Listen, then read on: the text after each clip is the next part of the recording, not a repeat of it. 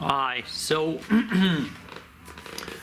today I'm going to talk about cycling efficiency. So the question I got was, can I use my NIRS data to find out my optimal cadence? So it's a question of efficiency. Now, the answer to that is I'm not quite sure. Maybe. I think there's a case to be made that you can. And the case to be made is this. So generally, if we're talking about VO2, you become more efficient. So when you have a lower VO2 for a given performance, you have actually become more efficient at that performance. You need less oxygen to create that performance. Now your max VO2 is going to be higher, hopefully, but at a lower given performance, you have now a lower VO2 than you did before. I hope that makes sense for everyone. Now, based on that premise, so getting more efficient and lowering the actual oxygen consumption that you need, we're going to take a look at how you could use NIRS to then optimize cadence or find out what your optimal cadence is, which you may want to adjust. The idea is that you would be extracting and using more oxygen at a cadence that isn't efficient or that is not optimal for you, and at an optimal cadence you'd be using less oxygen and extracting less oxygen. Now the chances are that the cadence you normally ride at is going to be most efficient because that's what you're used to, so you may want to adjust that. What I'm going to do is I'm going to ride the bike at different cadences, and I'll look at what happens with my muscle oxidation curve. So I'm always going to do 2-3 minutes of riding and then a minute so of a break, and then repeat it at increasing RPMs, and we'll take a look what happens during that time. Okay. So if you look at this chart, okay, so all the rides I did were at 200 watts. Okay, it was set at 200 watts. The first ride I did was at 60 watts. You see SMO2 drops down, that's expected, it kind of balances itself out. There's a little bit of discrepancy right and left. Okay, and we'll acknowledge that. Then I did my break and went to 70 RPMs. As you see here, so my extraction utilization is not quite as high, so I'm above 30, whereas before I was clearly below 30.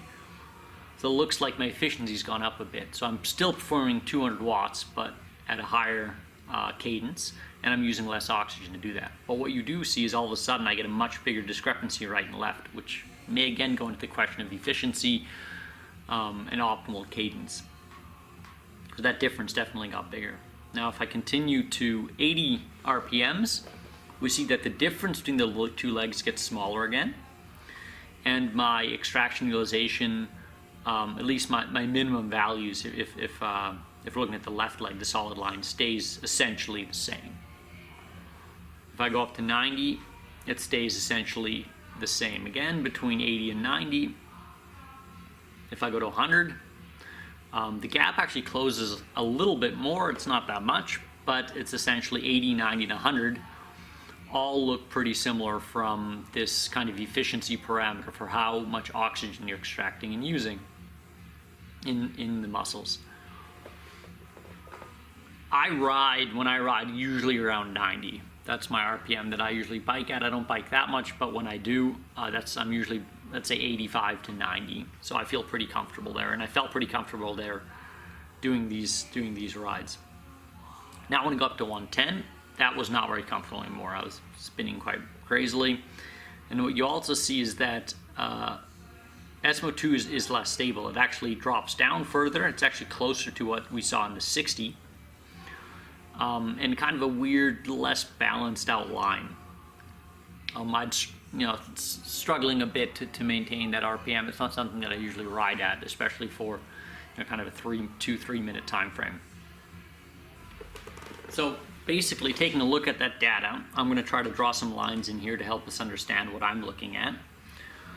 So this dotted red line, it kind of shows the 70, 80, 90 RPMs, and they all look pretty similar. Okay, they don't make that big of a difference, kind of this bottomed out thing. The bigger difference between 70, 80, and 90 and 100 are the 70, the right and left differences is clearly bigger. So 70 might not be so optimal for me either. Now the second red line is showing kind of this minimal peak, and it's more looking at the 60 RPM but tending towards the 110 too, where I'm I'm lower, not that much lower, we're looking at maybe 5% kind of a difference, but it is trending information. I do think there's a difference there. I also felt that there's a difference there. So it looks like those would be less efficient for me to ride with. They also feel less efficient. It would make sense.